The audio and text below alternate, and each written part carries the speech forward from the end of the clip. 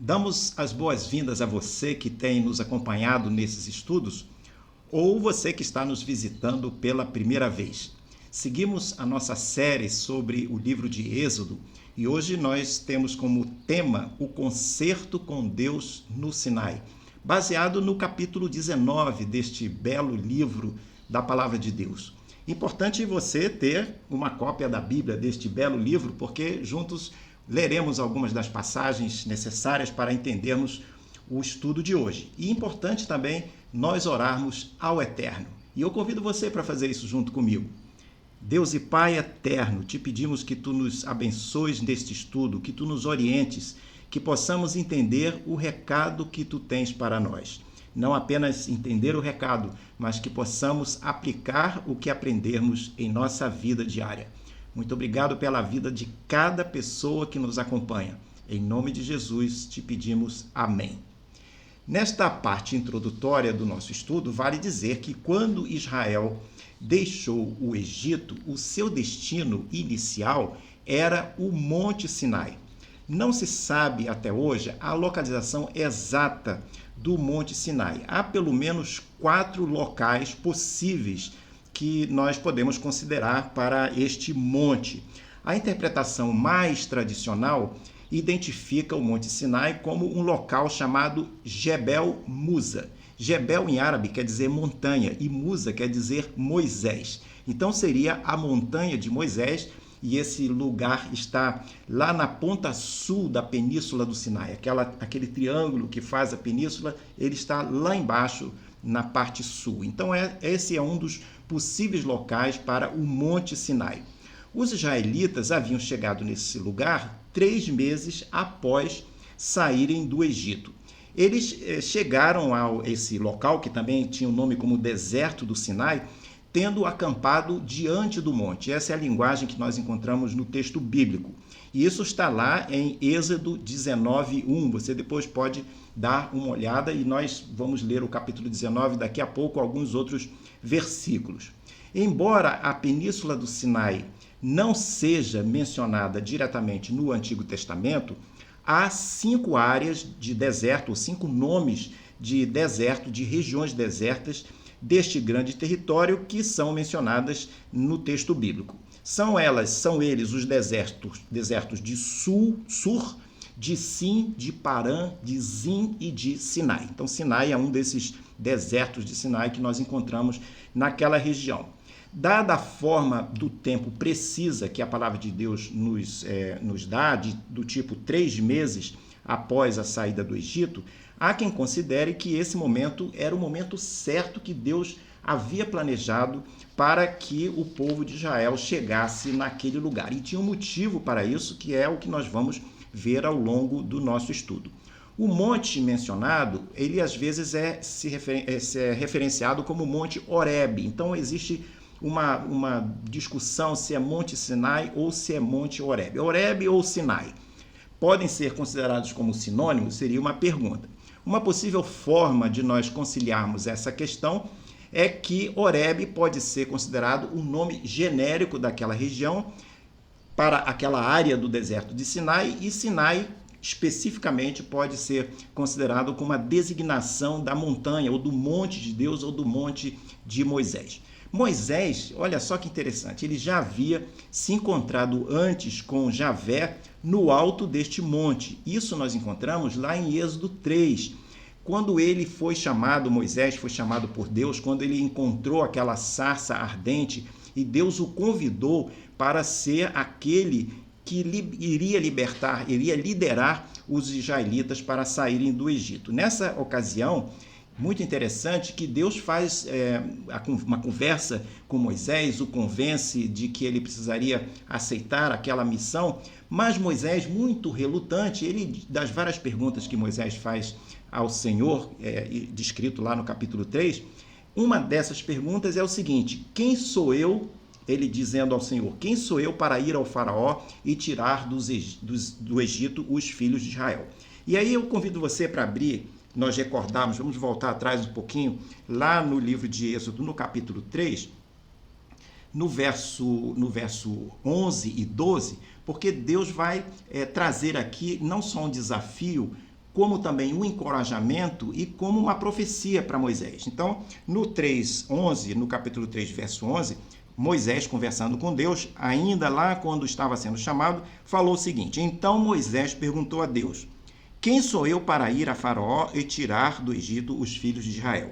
Deus respondeu: Eu estarei com você, e este será o sinal de que eu o enviei. Depois que você tiver tirado o povo do Egito, vocês adorarão a Deus neste monte. Que monte é esse?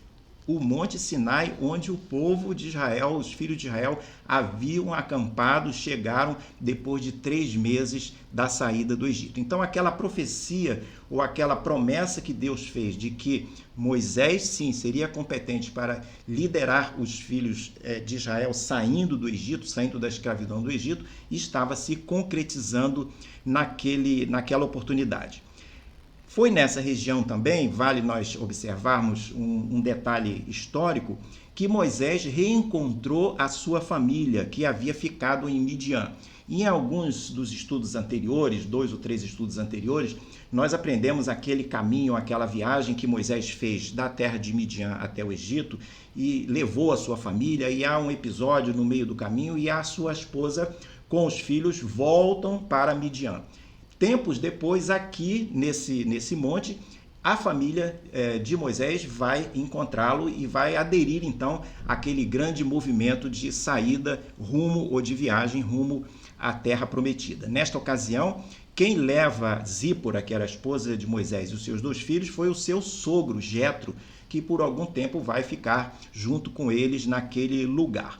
Então, esse é um detalhe histórico interessante, porque vale dizer que esse período que eles ficam ali, que eles chegam depois de 3 meses naquela região do deserto do Sinai, eles vão ficar acampados por 11 meses. E muita coisa vai acontecer ali, porque eles estão se preparando para seguir viagem, uma viagem longa que eles teriam. No próximo quadro, nós vemos aqui no capítulo 19, vamos ler os 8 primeiros versículos daqui a pouco, mas vale nós observarmos que esse capítulo ele serve como um preâmbulo do capítulo 20. Lá no capítulo 20, que nós estudaremos na próxima oportunidade, no próximo domingo, é o capítulo que apresenta os 10 mandamentos. E aí nós vamos tratar desse assunto depois. Mas aqui é um preâmbulo, é uma preparação do povo para receber os 10 mandamentos. Nós vamos, através desse objetivo, desse encontro durante esse período, né, do capítulo 19, que nós vamos entender um pouco dos objetivos dos 10 mandamentos e da perspectiva que nós precisamos ter sobre a lei, o que significa essa lei.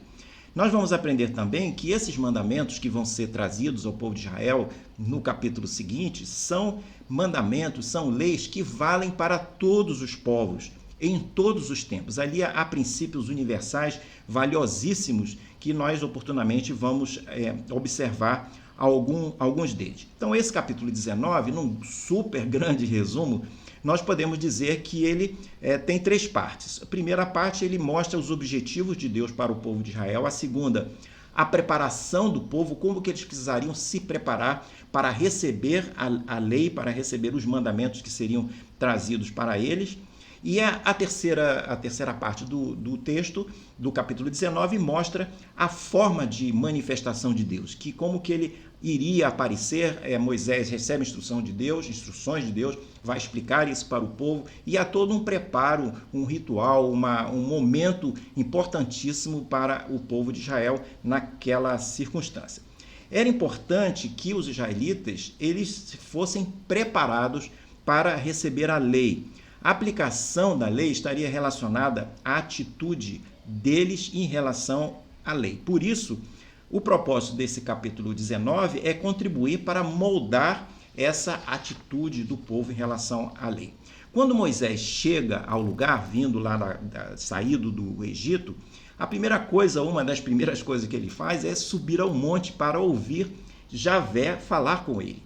Ele deixa o povo lá embaixo, né, e sobe sozinho, talvez ávido, né, para poder voltar a conversar com Javé, porque Javé havia prometido para ele: você vai voltar aqui você vai ser bem-sucedido em tirar o povo da escravidão do Egito, você vai passar aqui com o povo, e o povo, meu povo, vai cultuar aqui nesse monte. E Moisés possivelmente estava bastante, eu diria até eufórico e feliz e animado de poder conversar com Deus em sequência a todos aqueles acontecimentos dos últimos meses.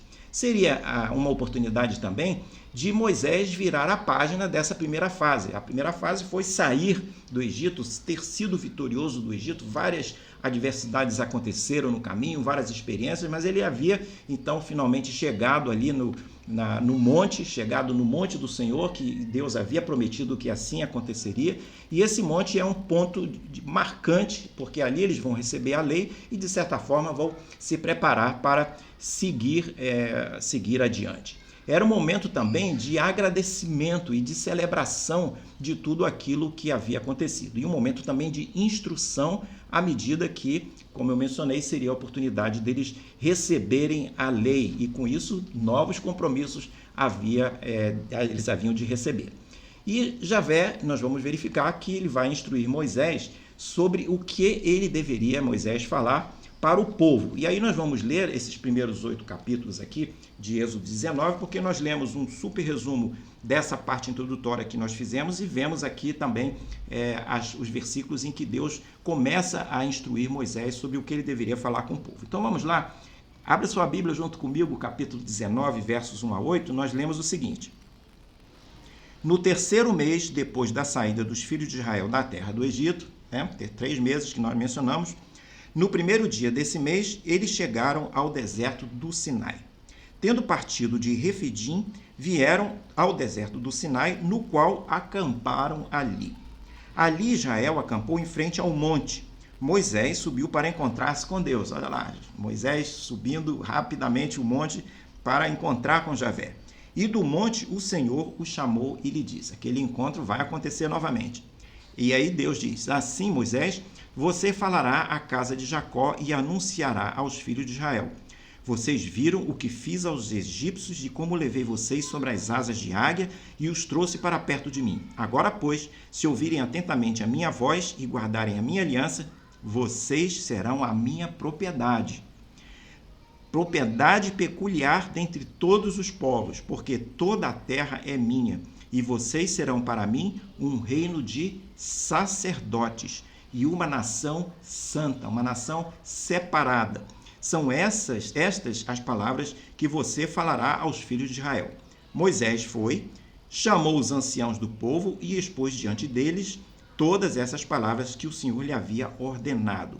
No verso 8, então todo o povo respondeu a uma voz: tudo o que o Senhor falou, faremos. Então o povo ali todo comprometido. Então era um momento assim especialíssimo, e aí é interessante nós notarmos que eles estavam demonstrando compromisso com a lei, compromisso com tudo que haveria de acontecer, mas eles não conheciam a lei ainda, porque a lei só iria ser dada no capítulo 20, lá pouco mais à frente. Mas eles, desde já, os filhos de Israel, estavam se comprometendo com aquilo.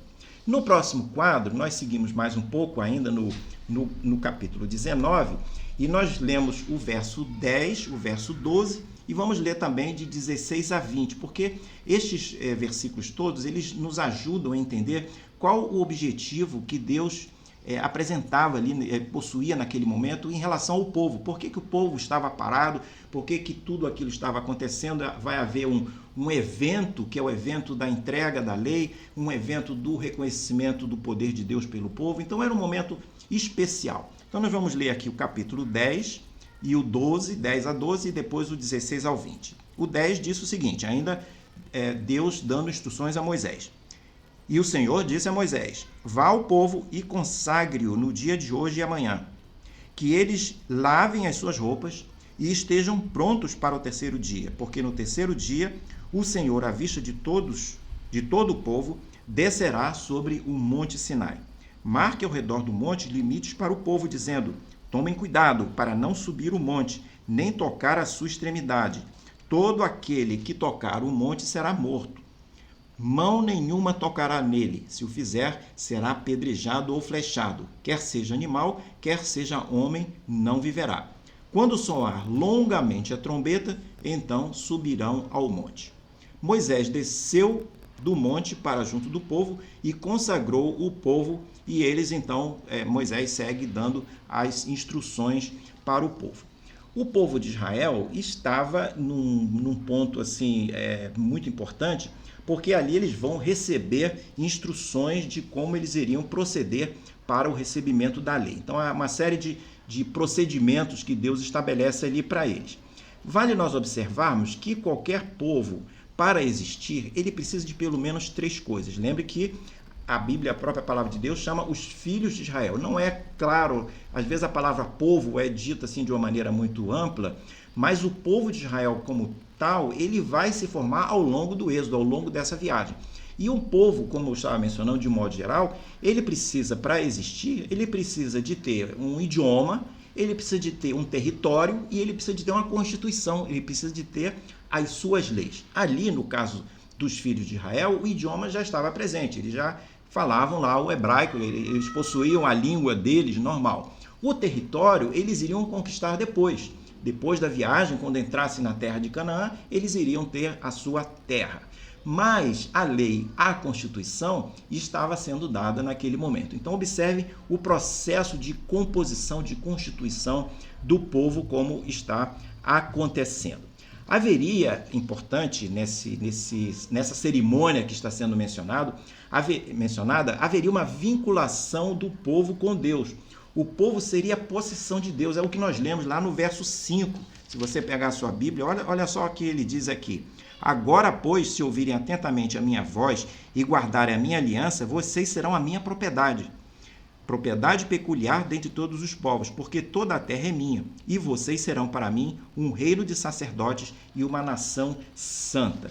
Então ali é um concerto com C, no sentido de um acordo que está sendo feito, de uma combinação entre Deus e o seu povo. Então é um evento bastante marcante. Essa vinculação seria uma forma de distinguir os israelitas dos demais povos. E essa distinção se daria porque eles receberiam essa missão de sacerdotes. Eles seriam uma nação santa. Nação santa, né, o santo dentro da linguagem bíblica, ele quer dizer separado, designado. Então, Israel seria uma nação separada para uma missão. E que missão era essa, né? A missão de ser o berço através do qual o Messias haveria de nascer. Então essa era sempre foi a grande missão dos filhos de Israel e depois do povo de Israel. E nós vamos ver que Deus pretendia ensinar também, com toda essa movimentação, que era uma oportunidade de ensino, Deus pretendia ensinar sobre fidelidade, possessão, serviço e compromisso. Esses eventos todos do Êxodo, desde o nascimento de Moisés, que nós estudamos desde o início da nossa série, mostra o compromisso e a fidelidade de Deus com o seu povo.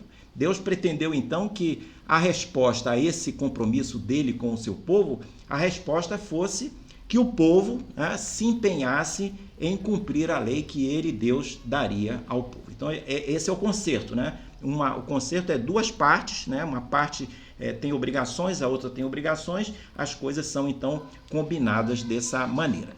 No próximo quadro, nós vemos aqui mais algumas informações sobre o limite que Deus estabelece para o povo. E nós lemos rapidamente, não lemos todo o texto, você pode talvez com mais calma e mais tempo ler posteriormente, mas o que nós encontramos é que Moisés ele explica aos israelitas que haveria limites em termos de subida no monte, haveria um ritual ali a ser seguido.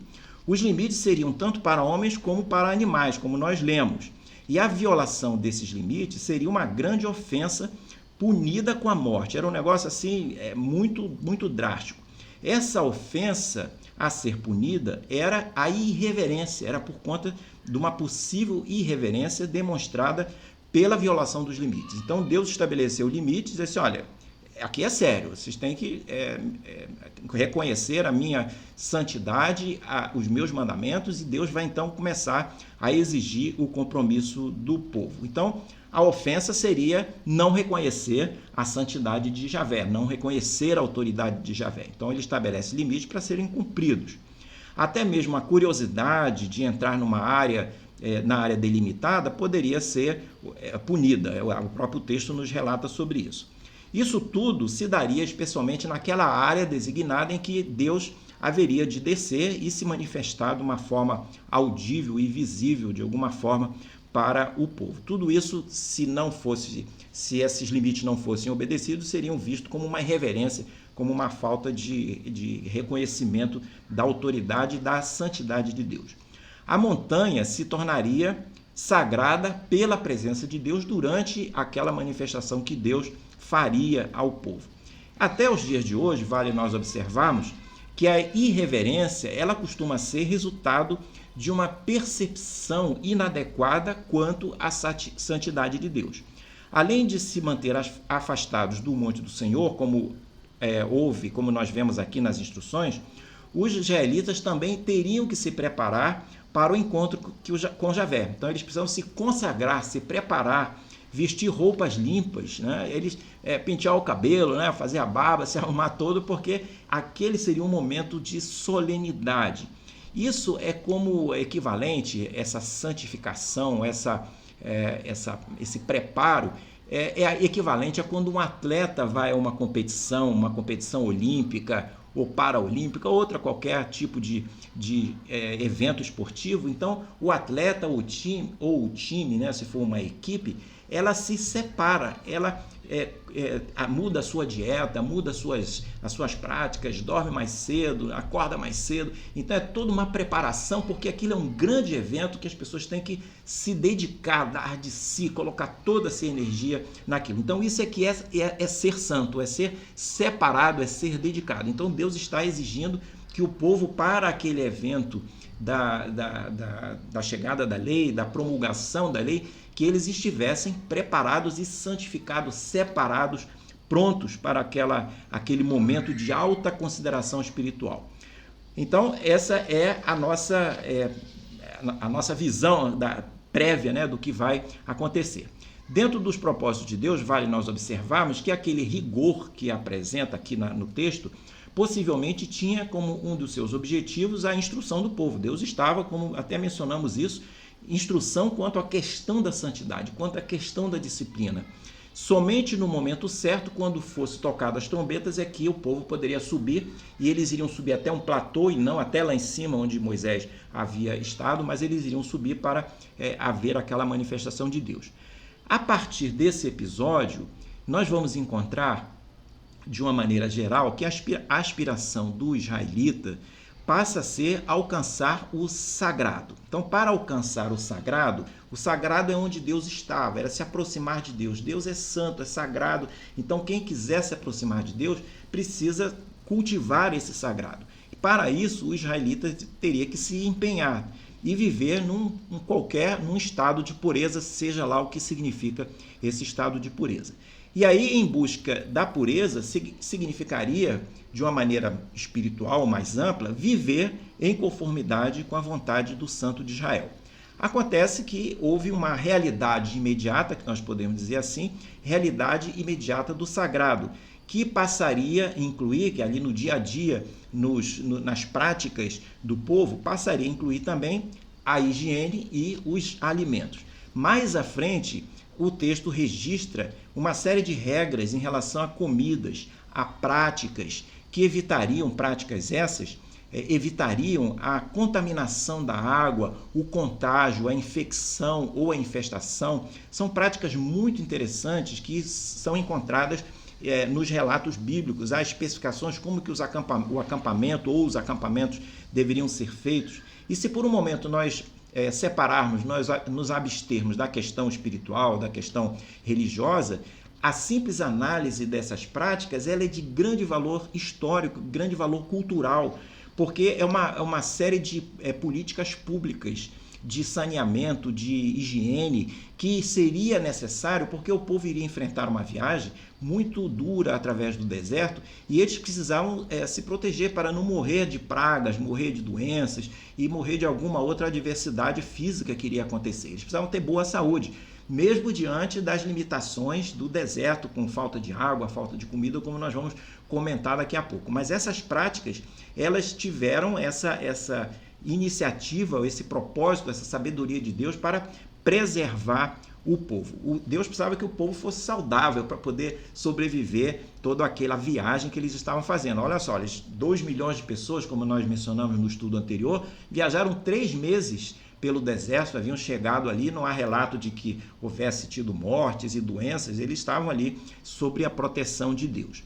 Naquele evento do Monte Sinai, o sagrado, então, deveria ser protegido a todo custo. E vale nós observarmos que o rigor da pena que nós lemos aqui, né, pena a eventuais violações, ela estava associada à seriedade da lei que haveria de ser promulgada. Então Deus está mostrando, olha, esse é um assunto muito, muito, muito sério, porque trata da vida, né, da existência das pessoas. No próximo quadro, nós observamos aqui algumas considerações sobre os desafios do deserto na vida do povo de Deus. Lá na península do Sinai, a maior parte da terra era desprovida de água e vegetação, como acontece hoje. Após esse encontro, os israelitas teriam que seguir por essa terra totalmente desprovida. Era difícil, mas era possível achar água. Tanto é que o povo vai, ao longo da sua jornada, né, Deus vai indicar momentos em que eles vão encontrar água. Essa água, esse encontro de água, ela ocorria em algum oásis, em leitos secos de rios que podiam ser inundados durante o inverno. Havia reservatórios subterrâneos de água ou piscinas naturais esporádicas que apareciam quando havia época da chuva. E para os hebreus, de alguma forma, mesmo com essas providências que Deus vai trazer para eles e para qualquer um de nós que se aventurasse naquelas terras, o deserto era um lugar desprovido, um lugar difícil, um lugar desolado, e era quase que impossível habitar, viver, e mesmo em situação de nômades, em tribos, era uma situação bastante complexa. Os israelitas, segundo os relatos bíblicos e extrabíblicos também, eles experimentaram, além da falta d'água que nós mencionamos, eles experimentaram falta de comida. Até pegaram algumas doenças, né, que são relatadas ao longo de toda a jornada. Encontraram terremotos, encontraram cobras, escorpiões, ataques de tribos inimigas. Quer dizer, foi uma situação bastante difícil. E é interessante observarmos que, segundo comentaristas, a palavra deserto no hebraico, ela quer dizer o que está além. Além de quê? Além do razoável, da civilização, da possibilidade de vida. Então, a simples palavra deserto, ela já aponta para um ambiente muito inóspito. O relato bíblico vai dizer que no deserto os israelitas, como nós mencionamos, eles receberam água, receberam alimentos, isso tudo em resposta ou resultantes da bondade divina. Ao longo dos 40 anos, ele vai acampar, os filhos de Israel vão acampar em 42 lugares. Cada lugar desse parece ter tido um significado específico. Que bom que nós tivéssemos oportunidade, talvez, de estudar alguns desses lugares no nosso roteiro de estudo, mas isso não será possível nós nos determos em cada um desses pontos, desses acampamentos que aconteceram. O fato é que em vários desses lugares houve eventos que levaram os israelitas a algum confronto ou sofrimento e haverem também algum acontecimento fora do comum. Muitos desses episódios, especialmente aqueles fora do comum, foram cercados da bondade divina, que os levou a ter aos israelitas a algum aprendizado e a algum amadurecimento. Então havia todo um plano de Deus ali para capacitar cada vez mais e treinar os seus filhos.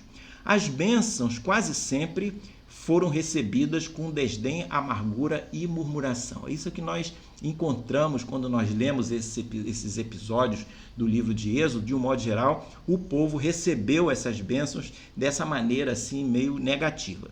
Essa atitude de receber as coisas da maneira assim, com o nariz meio torto, né? Essa atitude atingiu seu clímax pouco tempo depois, nesse relato, conforme nós encontramos lá em Números capítulo 14, nos 10 primeiros versículos, quando o povo rejeitou o relato de alguns espias. Esses espias haviam sido chamados para avaliarem como eles deveriam entrar na terra de Canaã. Eles já viam, depois do Monte Sinai, nós não estamos entrando nesse detalhe aqui, mas apenas vendo um panorama histórico do que iria acontecer. Após aquele Monte Sinai, eles seguiram viagem e eles vão chegar na fronteira, prestes a entrar na terra de Canaã. Por conta disso, esses espias são enviados para estudarem como que eles iriam entrar, qual seria a estratégia para eles entrarem. Eles, então, voltam trazendo um relato dizendo que eles não deveriam entrar. Então, ficou um conflito, porque eles foram chamados para dizer como que eles iriam entrar, e não para discutir se iriam entrar ou não, porque entrar era da vontade de Deus, era o plano de Deus. Era para isso que eles haviam saído do Egito, para entrar na terra de Canaã. Então, com essa negativa desses 10 espias, eram 12 espias, 10 foram contrários e 2 foram a favor, essa negativa fez com que eles acabassem se colocando contra a vontade de Deus.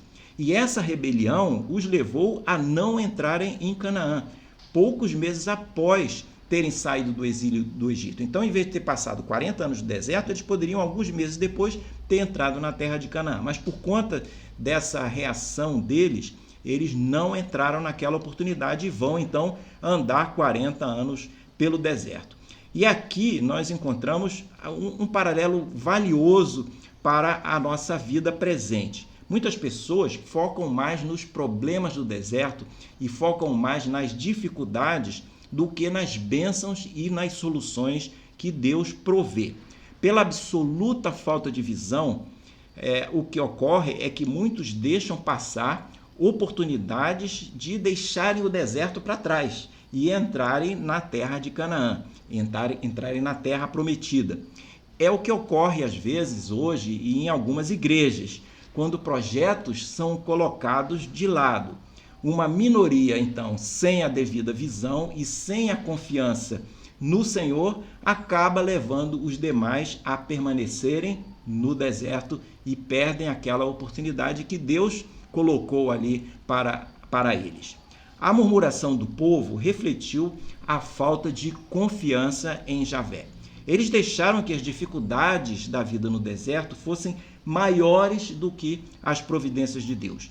Israel não percebeu que as bênçãos ou a bênção dos alimentos eram fornecidas onde as provisões eram quase inexistentes. Então, Deus fazia maravilhas em termos do alimento. Eles não levaram em conta que o dom da água tornou-se disponível em uma terra que era árida e rochosa. Israel nunca apreciou esses presentes. Então ele recebia as coisas, recebia as bênçãos de Deus e não agradecia e não reconhecia aquilo. O que aconteceu é que aqueles que se recusaram a confiar em Javé foram excluídos da bênção de entrar na terra prometida. E aí você pode perguntar, mas Israel não entrou na terra prometida? Sim, entrou na terra prometida. Mas os únicos que entraram na terra prometida, que saíram do Egito, foram os 2 espias que foram favoráveis naquele episódio que nós relatamos, que foi Josué e Calebe. Todos os demais do povo que saíram do Egito, eles não entraram na terra prometida. E aí você diz, mas quem entrou na terra prometida? Quem entrou na terra prometida foram os israelitas que nasceram no deserto, descendente daqueles que saíram. Então essa decisão errada que eles tiveram de não entrar na terra prometida, de não seguirem o plano de Deus, de não terem a visão, custou a eles a perda da bênção de entrar na terra prometida. Então essa é um drama isso, né? Muitas vezes a perda de oportunidade vai nos levar a não entrar na terra prometida, como aconteceu com os filhos de Israel, aqueles originais, né, que saíram do Egito, eles não chegaram lá. Os seus filhos, sim, os seus descendentes chegaram, mas eles ficaram para trás, exceto Josué e Calebe. No próximo e último quadro, nós temos algumas conclusões aqui para a nossa reflexão. E a primeira delas é que o deserto na verdade, uma pergunta: o que o deserto foi para os israelitas no tempo do Êxodo? Será que podemos identificar algumas lições para nós a partir dessa pergunta? Interessante que nós vamos verificar que o deserto foi sim um lugar de provação, mas também foi um lugar de encontro com o Senhor. Foi lugar de dificuldade e escassez, é verdade, mas foi também um lugar de realização do impossível. Então o deserto trouxe experiências riquíssimas para a vida. Quando finalmente eles saíram do deserto, eles entraram na Terra Prometida, 40 anos depois, e ao final desse período todo, eles tiveram uma nova experiência, tiveram que conquistar a terra, tiveram outras adversidades pela frente, tiveram outras experiências da vida, mas eles não tiveram mais que voltar para o deserto. O deserto efetivamente ficou para trás, esse deserto físico, eles não voltaram a ser nômades do deserto. Segundo a segunda conclusão que nós podemos tirar aqui, é que tempos depois, já lá no Novo Testamento, vai surgir um movimento chamado de volta ao deserto. Então, esse é um rápido comentário, porque eu achei muito interessante esse aspecto. Isso aconteceu na época do Segundo Templo.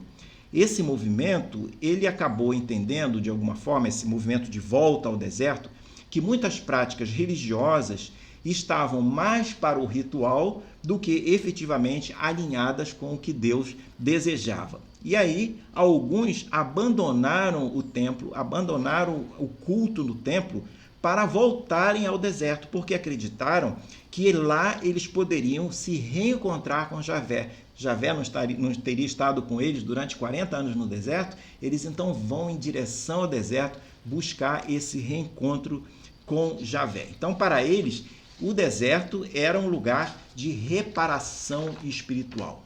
E é nessa época que surge o grupo dos essênios. Os essênios fazem parte desse movimento de deixar o templo, deixar a comodidade da cidade para trás e ir ao deserto para poder se reencontrar com Javé. João Batista pregou sobre um novo templo, possivelmente ele era essênio, há alguns comentaristas que aventam essa possibilidade, fazia parte desse movimento dos essênios, e esses essênios ficaram famosos por conta dos manuscritos do Mar Morto, que é uma biblioteca imensa de manuscritos que eles preservavam como fonte dos seus estudos, e por conta da invasão romana eles esconderam aquilo para não ser destruído pelos romanos. Então, João Batista pregava essa ideia do novo templo, mas talvez numa visão mais escatológica, e era um homem que falava, anunciava a vinda do Messias. Terceiro ponto para nós concluirmos aqui: o que o deserto pode representar para cada um de nós hoje? O que significado poderia ter para nós? Hoje, para nós encontrarmos Deus, não é necessário nós nos deslocarmos fisicamente para o deserto. Nós aprendemos que Deus pode ser cultuado independentemente do lugar. Nós não precisamos ir a um lugar específico para cultuar a Deus. Precisamos ir à igreja para cultuar, não porque Deus está exclusivamente na igreja. Nós vamos à igreja por conta da vida cristã, que requer que nós nos encontremos com nossos irmãos, que nós façamos o bem a todos. Então é a vida cristã, tem toda uma dinâmica, mas encontrar Deus e se relacionar com Deus não precisa de um lugar específico. Podemos encontrar Deus em muitos lugares. E poder encontrar o deserto, ele pode ser uma oportunidade de nós encontrarmos restauração e encorajamento mesmo em frente às adversidades. Pode ser que, metaforicamente, um deserto seja um período de adversidade que eu estou passando, Um período de adversidade referente à saúde, referente ao desemprego. Então, não que seja bom nós voltarmos para o deserto, mas havendo um deserto diante de nós, sendo nós levados a ter que caminhar no deserto, vamos ver que coisas boas nós podemos tirar do deserto, se ele nos traz alguma oportunidade. E certamente traz, porque ir ao deserto nesse enfoque metafórico é aprender a viver com alegria apesar do deserto. É alegrar-se sempre no Senhor. A palavra de Deus diz: alegrai-vos sempre no Senhor. É importante que a gente se alegre quando a gente recebe um presente, não é verdade? Mas a palavra de Deus nos ensina que nós devemos nos alegrar mesmo quando nós não formos abençoados. Nós não vamos nos alegrar apenas porque somos abençoados. Nós vamos nos alegrar por conta da natureza de Deus. Nós vamos nos alegrar no Senhor. Ele nos abençoando ou não, nós vamos nos alegrar no Senhor, porque Ele é bom.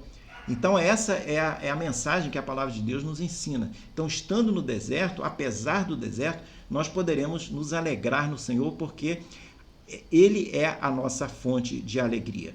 É aprender a reconhecer os sinais do Espírito de Deus se movendo. Muitas vezes nas adversidades, são nas adversidades que nós conseguimos perceber a movimentação de Deus. Então, muitas vezes, quando nós estamos longe do deserto, às vezes nos é difícil até ver Deus se mover. Mas se nós vamos ao deserto, nós entramos num período de adversidades mais fortes, mais impactantes na nossa vida, nós teremos a oportunidade de ver Deus se movendo, especialmente se nós procurarmos a presença dele, procurarmos a orientação dele. Então, é aprender a viver uma vida correta também. Não apenas pelos nossos méritos, nós vamos ter que ser santos pelos nossos próprios recursos. Não é assim. A palavra nos ensina que nós poderemos ser santos pela presença do Espírito Santo na nossa vida. Se nós abrirmos a nossa vida para que o Espírito Santo habite dentro de nós, e aí nós entregamos a nossa vontade a Ele, e Ele vai nos dirigir, vai nos instruir, vai nos consolar, vai nos fazer navegar no deserto. Por pior que seja esse deserto, nós estaremos nas mãos de Deus. E o último ponto para nós observarmos aqui é que o deserto ele é símbolo de dificuldade, mas também é símbolo de provisão. Não podemos nos esquecer disso. Diante de um deserto, temos aí o deserto diante de nós, mas a palavra de Deus nos ensina que o deserto poderá ser fonte de provisão se nós colocarmos tudo isso na mão de Deus. Poderemos encontrar oportunidades para discernirmos melhor a vontade de Deus. Algumas vezes, a vontade dele, a forma dele confirmar as nossas perguntas, as nossas orações, a forma dele mostrar o seu movimento será quando nós estivermos cercados por inimigos ou cercados por adversidades. Portas fechadas, que estudamos no estudo passado, portas fechadas quando colocadas por Deus, não serão para ser abertas. Quando Deus fecha a porta, ninguém vai abrir a porta. Mas obstáculos à frente poderão ser desafios para serem superados pelo poder do Senhor atuando em nossa vida. Que nossas caminhadas em algum deserto com nossas provações e adversidades sejam transformadas em momentos bons, em momentos positivos. Que possamos a cada dia sentir a presença do Eterno nos guardando e nos dando vitórias. Ficamos hoje por aqui. Espero que você tenha gostado do estudo. Se gostou, fale dele para os seus amigos, para que eles venham também a conhecer e participar conosco desses estudos. No próximo quadro, você terá a oportunidade de ver o nosso plano desse tema, dessa série sobre o livro de Êxodo, e deixo um grande abraço para você.